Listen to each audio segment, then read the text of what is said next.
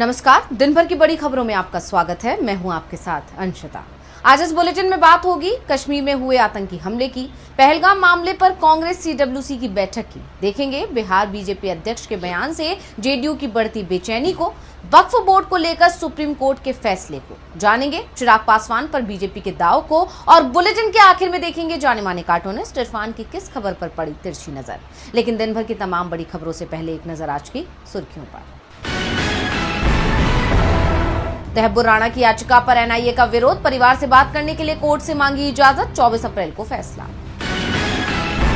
पहलगाम हमले के बीच बिहार में एयर शो देखने पहुंचे CM नीतीश, कांग्रेस ने NDA को बताया असंवेदनशील, कहा पूरा देश शोक में डूबा है। डॉक्टरों की सुरक्षा के लिए दिशा निर्देश बनाने की मांग वाली याचिकाओं पर सुनवाई से सुप्रीम कोर्ट का इनकार, कहा हर चीज की निगरानी करना कोर्ट का काम नहीं। हरे निशान पर बंद हुआ शेयर बाजार, 520 अंकों की तेजी के साथ 80,116 पर बंद हुआ सेंसेक्स, वहीं 115 अंकों की बढ़त के साथ 24,282 पर बंद हुआ निफ्टी। ये तो थी सुर्खियां, अब बात आज की सबसे बड़ी खबर की। कश्मीर में हुए आतंकी हमले से पूरे देश में गुस्से का माहौल है। इस कायराना हमले का जवाब देने के लिए पूरा विपक्ष सरकार के साथ एकजुट दिख रहा है। PM मोदी ने दुनिया के तमाम नेताओं से इस घटना को लेकर बात की है और सख्त कदम उठाने के संकेत दिए हैं। इस बीच घटना को लेकर कई खुलासे हुए हैं, तो क्या है पूरा मामला, देखिए रिपोर्ट में। पहलगाम में हुए आतंकी हमले में 27 लोगों की जान चली गई, 20 से ज्यादा लोग घायल हैं। हमला उस वक्त किया गया जब बैसरन घाटी में बड़ी तादाद में पर्यटक मौजूद थे। जिन लोगों की जान गई उसमें यूपी, गुजरात, मध्य प्रदेश, महाराष्ट्र, कर्नाटक, तमिलनाडु और ओडिशा के पर्यटक हैं। हमले की जिम्मेदारी लश्कर-ए-तैयबा के proxy wing the resistance front यानी TRF ने ली है। वहीं भारतीय खुफिया एजेंसियों का दावा है कि हमले के पीछे पाकिस्तान का हाथ है। इसे लेकर पाकिस्तान के डिफेंस मिनिस्टर ख्वाजा आसिफ ने जवाब देते हुए कहा कि इस हमले में हमारा कोई हाथ नहीं है। पूरी दुनिया ने इस आतंकी हमले की निंदा की है। PM मोदी खबर मिलते ही अपना सऊदी दौरा बीच में ही खत्म कर वापस लौट आए और उसके बाद उन्होंने एयरपोर्ट पर ही हमले की निंदा की है। बैठक में NSA अजीत डोभाल, विदेश मंत्री S जयशंकर और विदेश सचिव ने पहलगाम अटैक को लेकर उनको ब्रीफिंग दी। दूसरी तरफ गृह मंत्री अमित शाह आतंकी हमले के बाद जम्मू कश्मीर पहुंच गए थे। उन्होंने घटना स्थल का दौरा किया और अस्पताल में पहुंचकर पीड़ितों से मुलाकात भी की और हर संभव मदद का आश्वासन दिया। देर शाम को वो दिल्ली वापस लौट आए, जहां PM मोदी की अध्यक्षता में हुई CCS की बैठक में वो शामिल हुए। बैठक में रक्षा मंत्री राजनाथ सिंह शामिल हुए। इससे पहले राजनाथ सिंह ने भी तीनों सेना प्रमुखों के साथ बैठक की, जिसमें तीनों सेना प्रमुख ने तैयार होने की बात कही है और साफ कर दिया है कि सरकार के आदेश पर तुरंत एक्शन लिया जाएगा। तो मामले की जांच भी तेज हो गई है। सुरक्षा और इंटेलिजेंस एजेंसियों ने पहलगाम अटैक के संदिग्ध आतंकियों के स्केच जारी किए हैं। इनके नाम आसिफ फौजी, सुलेमान शाह और अबू तल्लाह बताए गए हैं। सुरक्षा एजेंसियों का दावा है कि हमले में 4 आतंकी शामिल थे, जिसमें से 2 स्थानीय और 2 पाकिस्तान निवासी थे। सुरक्षा बलों ने पूरे एरिया में जांच अभियान छेड़ दिया है। कश्मीर में अलग अलग जगह से कई लोगों को गिरफ्तार भी किया गया है। इस हमले के विरोध में पूरा जम्मू और कश्मीर आज बंद रखा गया। आतंकी हमले को लेकर सरकार पर भी दबाव बढ़ता जा रहा है। सुरक्षा व्यवस्था की असफलता को लेकर अमित शाह निशाने पर हैं, तो कांग्रेस ने इस मुश्किल घड़ी में सरकार के साथ एकजुटता दिखाई है और दुश्मनों को सख्त जवाब देने की मांग की है। इस मामले में कांग्रेस वर्किंग कमेटी की बैठक भी बुलाई गई है, देखिए रिपोर्ट। जम्मू कश्मीर के पहलगाम में हुए आतंकी हमले ने पूरे देश को झकझोर कर रख दिया है। इस हमले की कड़ी निंदा करते हुए कांग्रेस अध्यक्ष मल्लिकार्जुन खड़गे ने एक प्रेस कॉन्फ्रेंस में इसे भारत पर सीधा हमला करार दिया। खड़गे ने कहा कि पूरा देश सदमे में है। एक पाकिस्तानी आतंकवादी संगठन ने इसकी जिम्मेदारी ली है। हमें इसका मुंह तोड़ जवाब देना चाहिए। हम सब एक हैं और हम लड़ेंगे। उन्होंने आतंकवाद के खिलाफ कांग्रेस की प्रतिबद्धता दोहराते हुए कहा कि पार्टी सरकार के साथ समन्वय और सहयोग के लिए तैयार है। खड़गे ने जोर देकर कहा कि कांग्रेस ने हमेशा आतंकवाद और अलगाववाद का डटकर मुकाबला किया है, जिसमें उनके शीर्ष नेताओं ने अपने प्राणों की आहुति दी है।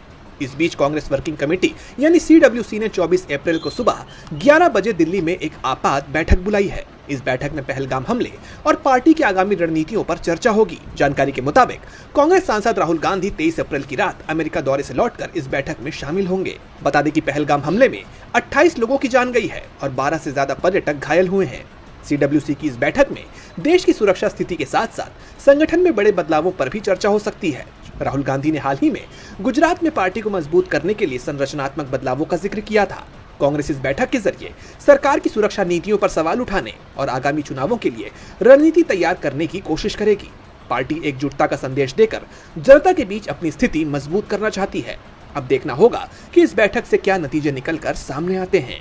पहलगाम मामले में सरकार को विपक्ष का भी साथ मिल गया है, लेकिन बीजेपी अपने सहयोगी का साथ छोड़ने की तैयारी करती जरूर दिख रही है। बिहार में इसी साल होने वाले विधानसभा चुनाव से पहले बीजेपी नीतीश कुमार के साथ बड़ा खेला करने की तैयारी में है। पार्टी ने नया नीतीश कुमार खोज लिया है, जिससे जेडीयू में चिंता दिख रही है। देखेंगे रिपोर्ट। बिहार की सियासत में एनडीए के अंदर सीएम पद को लेकर खींचतान तेज हो गई है। नीतीश कुमार के नेतृत्व पर सवाल उठाते हुए बीजेपी अपनी रणनीति के तहत नए चेहरों को सामने ला रही है। बीजेपी प्रदेश अध्यक्ष दिलीप जायसवाल ने नीतीश मिश्रा को मुख्यमंत्री पद के लिए सही बताकर सनसनी फैला दी है। वहीं उप मुख्यमंत्री सम्राट चौधरी का नाम भी जोर शोर से उछाला जा रहा है। वहीं हाल ही में हरियाणा के सीएम नायब सिंह सैनी ने तो साफ साफ कह दिया था कि 2025 का विधानसभा चुनाव सम्राट चौधरी के ही नेतृत्व में लड़ा जाएगा। इसके अलावा चिराग पासवान और जीतन राम मांझी भी सीएम पद की दौड़ में शामिल हैं, जिससे एनडीए में एक अनार 100 बीमार वाली स्थिति बन गई है। जानकारी के मुताबिक बीजेपी नीतीश कुमार पर दबाव बनाने की रणनीति अपना रही है, ताकि वो अपने पसंदीदा नेता को मुख्यमंत्री पद पर ला सके। जायसवाल ने नीतीश मिश्रा की तारीफ करते हुए कहा कि वो काबिल और जीनियस मंत्री हैं, मेरा बस चले तो मैं उन्हें सीएम बना दूं। ये बयान नीतीश कुमार के लिए चुनौती के रूप में देखा जा रहा है। दूसरी ओर सम्राट चौधरी की युवा छवि और कुशवाहा समुदाय में पकड़ को बीजेपी भुनाना चाहती है। चिराग पासवान और मांझी की सक्रियता भी गठबंधन में तनाव बढ़ा रही है। जानकारों का मानना है कि बीजेपी नीतीश को यह संदेश देना चाहती है कि उनकी जगह लेने वाले कई विकल्प मौजूद हैं। 2025 के चुनाव से पहले ये सियासी दांव नीतीश को गठबंधन में अपनी स्थिति मजबूत करने के लिए मजबूर कर सकता है। अब देखना होगा कि नीतीश कुमार इस दबाव में आते हैं या नहीं। बीजेपी की तरफ से कोशिश हो रही है कि बिहार में किसी तरह से अपना सीएम बनाया जाए और इसके लिए नीतीश को कमजोर करने का प्लान बनाया जा रहा है। तो वहीं बीजेपी पर आरोप है कि वक्फ कानून को कमजोर करने के भी लग रहे हैं। मामला सुप्रीम कोर्ट में है और सुप्रीम कोर्ट ने वक्फ बोर्ड में शामिल होने वाले सदस्यों को लेकर बड़ा फैसला सुनाया है। तो क्या कहा है सुप्रीम कोर्ट ने, देखिए रिपोर्ट। सुप्रीम कोर्ट ने राज्य वक्फ बोर्ड में नियुक्ति के नियमों को लेकर महत्वपूर्ण फैसला सुनाया है। जस्टिस MM सुंदरेश और जस्टिस राजेश बिंदल की बेंच ने कहा कि वक्फ बोर्ड का सदस्य बनने के लिए 2 शर्तें अनिवार्य हैं। पहली शर्त, व्यक्ति मुस्लिम समुदाय से होना चाहिए और दूसरी शर्त, वो संसद, राज्य विधानसभा या बार काउंसिल का सक्रिय सदस्य हो। कोर्ट ने मणिपुर हाईकोर्ट के उस फैसले को गलत ठहराया जिसमें कहा गया था कि बार काउंसिल की सदस्यता खत्म होने पर वक्फ बोर्ड की सदस्यता रद्द होने का कानून स्पष्ट नहीं है। ये मामला मणिपुर के मोहम्मद फिरोज अहमद खालिद से जुड़ा है। खालिद को दिसंबर 2022 में बार काउंसिल का सदस्य चुने जाने के बाद फरवरी 2023 में मणिपुर वक्फ बोर्ड का सदस्य बनाया गया था। उनकी नियुक्ति उस व्यक्ति की जगह हुई थी जो बार काउंसिल का चुनाव हार गया था।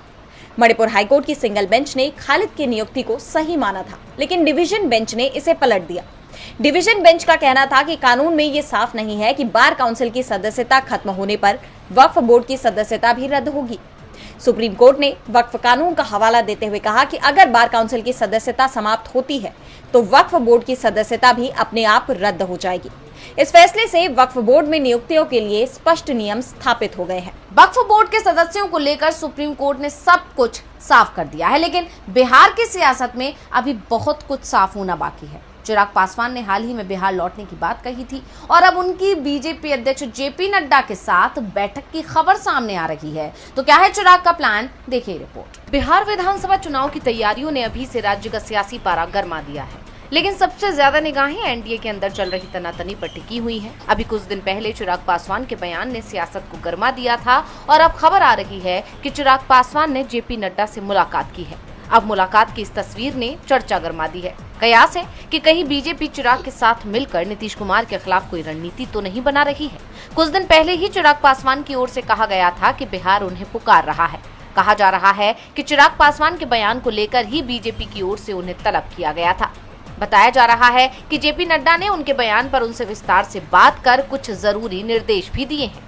इसके बाद से चर्चा चल रही है कि बीजेपी नीतीश को सीएम पद से हटाने की रणनीति बना रही है और इन कयासों को बल तब मिल गया जब चिराग पासवान के बहनोई और जमुई के सांसद अरुण भारती ने कहा कि राज्य को एक ऊर्जावान और दूरदृष्टि रखने वाले फिट नेता की जरूरत है। उन्होंने कहा कि बिहार एक बड़े बदलाव के मुहाने पर खड़ा है। चुनाव के बाद जो भी सत्ता में आएगा वो अगले 20 से 25 वर्षों के लिए राज्य की यात्रा को आगे बढ़ाएगा और उसे आकार देगा। ये केवल एक दूरदर्शी और स्वीकार्य नेता ही कर सकता है। मेरी पार्टी का मानना है कि चिराग पासवान फिट और सक्षम है। भारती के बयान को सीधे सीधे नीतीश कुमार पर हमला माना जा रहा है और बड़ी जिम्मेदारी उठाने के लिए वो तैयार है। इसके बाद से कहा जा रहा है कि बीजेपी नीतीश के खिलाफ कोई बड़ा प्लान बना रही है। चिराग के चलते नीतीश की चिंता बढ़ती दिख रही है तो मोदी सरकार की चिंता आर्टिकल 142 ने बढ़ा रखी है और अब इसे लेकर एक याचिका सुप्रीम कोर्ट पहुंच गई जिसमें आर्टिकल 142 के अधिकार हाई कोर्ट को भी देने की डिमांड की गई। तो क्या फैसला दिया सुप्रीम कोर्ट ने, देखिए रिपोर्ट। संविधान के आर्टिकल 142 को लेकर इस समय पूरे देश में जबरदस्त चर्चा हो रही है। इसके अधिकार को लेकर सवाल भी उठ रहे हैं और अब इसे लेकर एक याचिका सुप्रीम कोर्ट में भी लगाई गई। याचिका में आर्टिकल 142 के तहत सुप्रीम कोर्ट को मिली पावर हाई कोर्ट को भी देने की मांग की गई।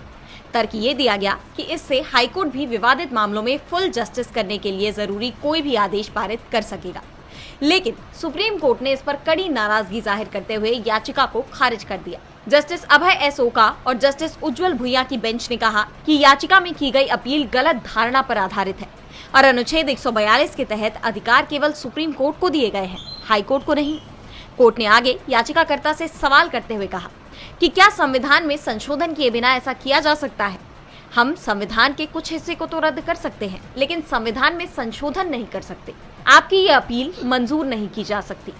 इस पर याचिकाकर्ता का कहना था कि संवैधानिक पीठ इस मुद्दे पर फैसला ले सकती है, जिस पर जस्टिस ओका ने जवाब देते हुए कहा कि संवैधानिक पीठ संविधान में संशोधन नहीं कर सकती। जिसके बाद याचिकाकर्ता ने सवाल किया कि फिर मैं कहां जाऊं? तो जस्टिस ओका ने जवाब दिया कि आप संसद जाएं, हम संविधान में संशोधन नहीं कर सकते। सुप्रीम कोर्ट ने यह साफ कर दिया कि वो संविधान में संशोधन नहीं कर सकता है, लेकिन इसके साथ ही ये भी साफ कर दिया है कि वो किसी भी विधेयक की न्यायिक समीक्षा कर सकता है। सुप्रीम कोर्ट ने हाई कोर्ट को आर्टिकल 142 के अधिकार देने से इनकार कर दिया, साफ कर दिया कि इसके लिए संविधान में संशोधन करना होगा, जो संसद का काम है। कोर्ट ने मोदी सरकार को राहत जरूर दी है, लेकिन IMF की तरफ से किसी तरह के राहत के संकेत नहीं आए हैं। उसने देश की विकास दर का अनुमान कम कर दिया है। बढ़ती महंगाई और बेरोजगारी ने पहले से ही लोगों की कमर तोड़ दी है। युवा परेशान है, आम लोग परेशान हैं और अब उनकी परेशानी को बढ़ाने वाली एक और बड़ी खबर सामने आई है। वर्ल्ड बैंक ने देश के विकास दर के अनुमान में कटौती कर दी है। संयुक्त राष्ट्र से जुड़ी इस संस्था ने टेक्सिंग टाइम्स नाम से साउथ एशिया डेवलपमेंट रिपोर्ट जारी की है, जिसमें उन्होंने वित्त वर्ष 2025-26 के लिए भारत के ग्रोथ रेट को 6.7% से घटाकर 6.3% कर दिया है। इस रिपोर्ट में कहा गया है कि भारत की आर्थिक वृद्धि दर में गिरावट के पीछे का कारण ग्लोबल आर्थिक कमजोरी, नीतिगत अनिश्चितता और सार्वजनिक पूंजी निवेश में अपेक्षा से कम प्रगति है। हालांकि वर्ल्ड बैंक की तरफ से ये भी कहा गया है कि निजी निवेश को मौद्रिक सहजता और नियामकीय सुधारों से कुछ मदद मिल सकती है, लेकिन वैश्विक मंदी और घरेलू नीति की अनिश्चितता इसका असर कम कर सकती है। आपको बता दें कि इससे पहले अंतर्राष्ट्रीय मुद्रा कोष यानी IMF ने भी भारत की विकास दर के अनुमान को 6.5% से घटाकर 6.2% कर दिया था। ऐसे में मोदी सरकार की विकास नीतियों पर गंभीर सवाल उठ रहे हैं। रुपया दिन प्रतिदिन कमजोर होता जा रहा है, विकास दर घटती जा रही है, लोगों के पास रोजगार नहीं है, महंगाई चरम पर है, यानी जनता के लिए कहीं से भी राहत के संकेत नजर नहीं आ रहे। ऐसे में लोगों के अंदर सरकार के खिलाफ भी गुस्सा देखा जा रहा है कि आखिर वो वादे कहाँ गए। पीएम मोदी ने बजट सत्र के बाद कहा था कि वो दिन दूर नहीं जब भारत $5 ट्रिलियन की अर्थव्यवस्था बन जाएगा, लेकिन अगर ग्रोथ रेट में इस तरह की गिरावट होती है तो $5 ट्रिलियन की इकोनॉमी एक सपना मात्र रह जाएगा। और बुलेटिन के आखिर में देखेंगे जाने माने कार्टूनिस्ट इरफान की किस खबर पर पड़ी तिरछी नजर।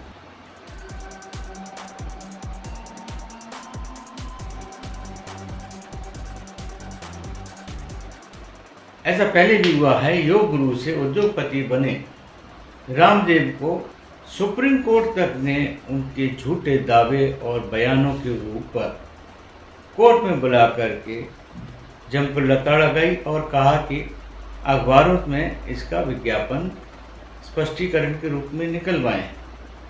अब फिर हाई कोर्ट ने भी कल उनके शरबत वाले प्रोमो के ऊपर काफ़ी लताड़ लगाई है और कहा है कि अपने इस शरबत के विज्ञापनों को आप वापस लें और 1 हफ्ते का इसके लिए समय दिया है। तो रामदेव को चाहिए कि वो अपने प्रोडक्ट के बारे में सफाई तो दें, उसके बारे में खूबियाँ ज़रूर बताएं, लेकिन किसी चलते हुए पॉपुलर प्रोडक्ट के बारे में, उसके मालिकों के बारे में, उनकी जाति के बारे में टिप्पणी न करके समाज में दवाई की जगह पर नफरत का जहर न बेचें। हो सकता है ये उनकी मार्केटिंग का एक हिस्सा हो।